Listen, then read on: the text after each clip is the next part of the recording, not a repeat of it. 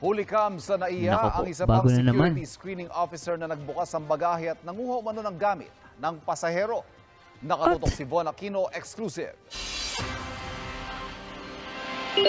Nakuna ng CCTV sa NAIA Terminal 2 departure area noong September 13 ang isang security screening officer na binuksan ang bagahe ng isang pasahero. Tapos? Kinuha niya ang 2 pakete mula sa bagahe Parang Toblerone pa yung nakikita ko no?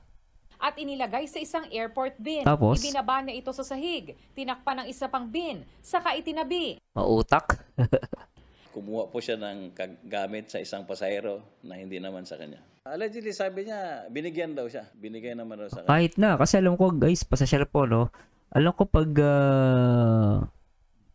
binigyan ka, no, kaya hindi ka dapat tumanggap eh. Ang gagawin mo dyan, kung talagang binibigay sa'yo, tatapo mo sa basura eh. Bawal yan eh. Ano?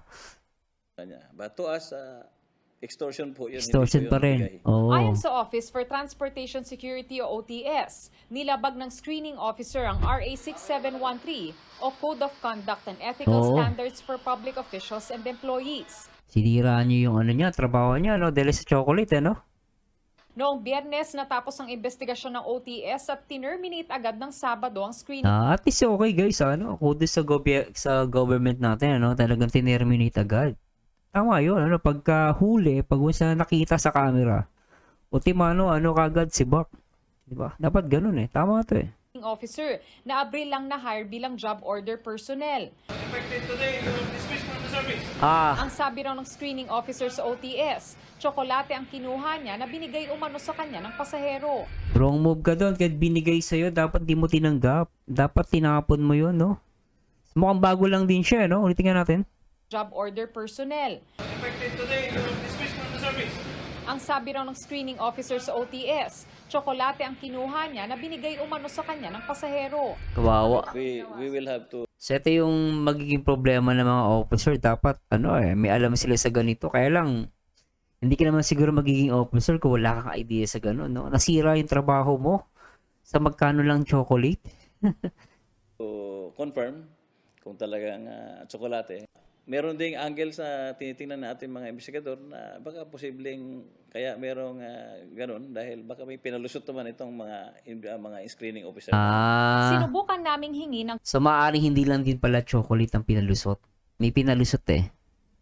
contact number ng na-dismiss na security officer para makuha ang kanyang panig. Pero hindi ito ibinigay ng OTS bilang respeto sa kanyang privacy. Oo, tama din naman. 3 tauhan pa ng OTS ang naka-preventive suspension na at sinampa ng kasong administratibo kasunod ng pagkahulikam sa isang screening officer na Ito matindi to. Ito talaga matindi. Talagang, ano, $300, ano, pinagpalit yung trabaho niya. Magkano lang yung 15,000? lumunok ng tila papel kasunod ng reklamo ng isang pasaherong nawalan daw ng $300. Pero sabi ng screening officer, tsokolate yon at hindi pera. Ayon sa Office for Transportation Chocolate ba yun? Laki. Officer, tsokolate yon at hindi pera. Ayon sa Office for Transportation Matindi. Parang di ako naniniwala ang chocolate lang yun, ano. Sabi ni, sabi rito, this is why we need a lot of security cameras discreetly around the airport. Agree ako doon. No one should receive anything from any passenger inside the airport. Tama yun. Terminal checking area, that is the law. Tama yung batas yun eh. Kung tatanggap ka na, kunwari, gusto talaga ng pasahero na bigyan ka. For example lang, gawin mo doon, tapon mo, pakita mo doon, lagay mo sa basurahan. No? Tapos, ano mo yung pinaka team leader nyo, no? Otherwise, that's considered extortion. Even if said items were given freely. Tama. Kahit sinasabi nung na ibinigay yun ng libre, ibinigay, extortion talaga yun. This officer should know this. Agree ako dito. At possible nga, yung sinabi ng officer kanina na possible na meron pang iba pang anggulo na parang meron silang ipinalusot, no? Liability is the key. Agree naman ako doon, no? Sabi ni George Palado, one of the most scariest situation as an OFW when you will go on the screening area. Agree ako dito. You should have a policy that they will screen the hand carry before going inside the immigration area so that every Filipino can give the excess of any materials that would not allow inside the screening area to any companion outside the airport. Pwede rin. Good job. Transparency is the key to good governance. Agree naman ako dito. Sana magtuloy-tuloy na ang internal cleansing sa lahat ng airport sa Pilipinas at hopefully ma-replicate sa OVP o Office of the Vice President, no? At sa iba pa. 'Di ba? At ako agree naman ako dito, ano? Play nga natin. Transportation Security, 24 pang kaso ng paglabag ang kanilang iniimbestigahan na 24, dami. bahagi raw ng kanilang intensified internal cleansing program. We encourage kung talagang if you feel na your rights are violated, we encourage the public to file a complaint and we will act on it. Para sa GMA Integrated News, Grabe, ano? Sinira niya to. Try nga natin i-play to, guys. Itong isang to. Ayan natin. Iniimbestigahan na ng Office of the Transportation Security ang ulat hinggil sa isang security screening officer sa Ninoy Aquino International Airport na umano'y nagnakaw ng pera sa pasahero. Base sa report, sinasabing mano-mano umanong ininspeksyon ng security screening officer sa NAIA Terminal 1 ang bag ng isang pasahero.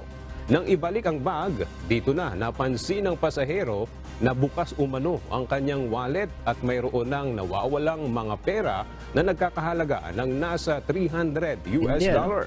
Sinasabing nakita umano sa CCTV na may isinubong dollar bills ang naturang screening officer na tinupi ng maliit upang magkasya sa kanyang bibig. Matindi yun, ano? $300 pinagpalit niya, ano? Grabe talaga to, oh.